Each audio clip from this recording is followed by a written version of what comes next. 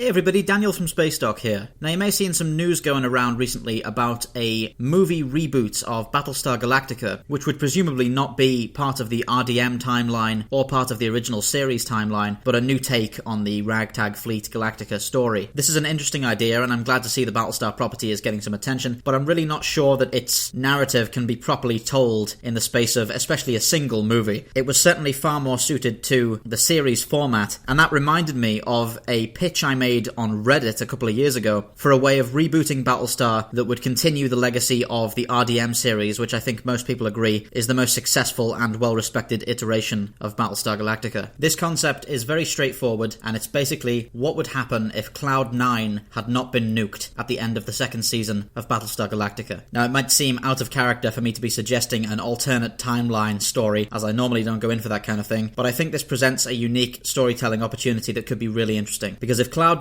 doesn't get destroyed, then the Cylons never have any means of finding the Colonials hidden on New Caprica in that nebula. The Colonials would stay there, and they'd continue to develop their civilization back to the format that it was in before they left the 12 colonies. They'd never abandon their technology because they'd never gone through any of the necessary changes to demand them to do that, having never gone to the Temple of the Five and never reached Earth 2, etc. And based on the later Season 3 flashback episode Unfinished Business, we see that things on New Caprica seem to be largely going quite well before the Cylon occupation starts. They've generally overcome a lot of the natural problems of living there, and designs are in place for advanced housing and such. We can see diagrams at the groundbreaking ceremony with Boltar, and you have to think, what if we picked up in this location for a series 100 years later, in the new colonial generations? I imagine there could be cities named after Galactica and Pegasus. Adama-class Battlestars could be kicking about. If you think about it, Gaius Boltar would be a renowned, revered figure who was forced to run for president when he didn't want to in order to stop Roslin from giving up the opportunity to land on New Caprica, which ultimately turned out to be the best decision they could possibly have made. I think it would be really, really interesting to see a society built on the actions of the characters from Battlestar Galactica, the legacy of that exodus and the great Battlestars that brought them across the stars to set up their civilization in the exile in this nebula. Makes for a great mythology, and you wouldn't necessarily need to have seen the original show to appreciate it as a type of backstory. It also puts New Caprica in a really interesting strategic situation that gives them a great underdog story for new narratives. If they're trapped in this nebula and they can't leave without being detected, God only knows what kind of state the Cylons are in now. They could be a galaxy-spanning empire for all we know, and that could be a major mystery of the series. Also worth pointing out that the last time the Colonials saw the Cylons, it would have been their purported peace declaration at the end of Season 2. Sure, we know they came back later and went back on that, but given more time, maybe they would have changed their minds again. But this all fits in really rather nicely with a specific line that Deanna Beers says in the two-part Exodus finale, when asked why the Cylons don't just leave them and let them live out their lives on New Caprica. And she says, because newer generations would nurse the dream of vengeance and hunt the Cylon once more. That sounds like it has huge storytelling potential. Could even cast the Colonials in a bad light. After we're so used to seeing the Cylons as the villains in the main show, here we are now with colonial aggressors fighting for revenge for what happened to their forebears generations previous, when the Cylons could well have developed into a more peaceful and more reasoned society, perhaps forcing the humans to be faced with how much better than them they've become, not just technologically but also morally, as the humans are now these violent avengers who can't let go of the past, whereas the Cylons have moved on. Naturally, it would also provide an opportunity for us to have more ships, more large-scale political situations and conflict with settlements. It's less of the retreating fleet story of the original show, it's more home turf, which is an interesting situation. In fact, it also reminds me quite a lot of the Star Kingdom of Manticore from the Honor Harrington series that I've been reading, as much like Manticore, New Caprica would be a tiny holdfast that relies entirely on its unique astronomical situation to keep itself going. Could be heavily over-militarized because they're paranoid about the Cylons, and this moment where they finally step out of the nebula and alert the Cylons to the fact that they've survived is a huge moment that they will have prepared for decades. We need to be militarily and politically ready to reveal that we are still here. That's a really exciting place to start a story, and even if it just came in the form of an audiobook or whatever, or some kind of adaptation of that premise, I think that would be a really interesting thing to explore. Like I said though, don't normally go in for the alternate timeline stuff, and I'm not suggesting that a hard reboot like this film is definitely going to be bad. It could be great, but I just thought I'd throw my ideas out there in case you want to let me know what you think in the comments below. Also, do tell me what you think of this whole pitching ideas for reboots and spin-offs kind of concept, because I do have a few other things that I'd quite like to talk about, and I think it might be a nice thing to break up the ship content from time to time. Thank you all for listening. This is Daniel from Spacedock, signing off.